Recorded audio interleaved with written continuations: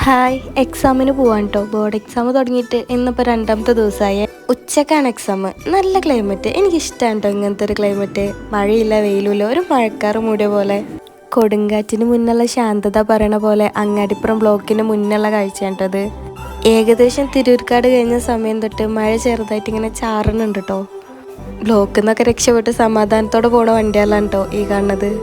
അങ്ങനെ ബ്ലോക്ക് തുടങ്ങിയിട്ടുണ്ട്. ഇപ്പോൾ കുറച്ച് ദിവസമായിട്ട് ഇവിടെ ഇങ്ങനെ തന്നെ കേട്ടോ. ചില ദിവസങ്ങളിലൊക്കെ നല്ല തിരക്കാവും. ചില ടൈം 5 മിനിറ്റ്, 10 മിനിറ്റ്, അരമണിക്കൂർ, അതൊക്കെ ഓരോരുത്തരുടെ ഭാഗ്യം പോലെ ഉണ്ടോ ഇവിടെ കുടുങ്ങണത്.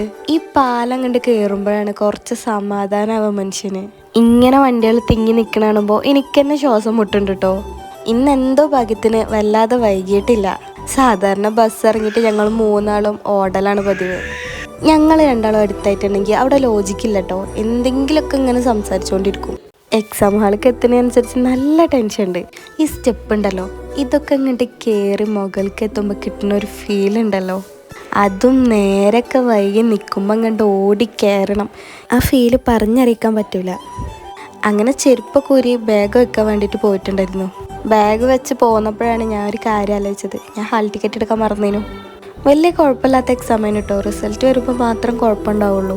ഞങ്ങൾ എക്സാം കഴിഞ്ഞ് ഏകദേശം ഇറങ്ങണത് 4:30, 4:45 സമയമാണ്. അതേ ബ്ലോക്ക് അപ്പോഴും ഉണ്ട് കേട്ടോ. ബസ്സിലും അത്യാവശ്യം നല്ല തിരക്കുണ്ടായിരുന്നു. വീട്ടിലെത്തി ഒന്ന് കിടന്നാൽ മതിയെന്നാ. അപ്പം ശരി.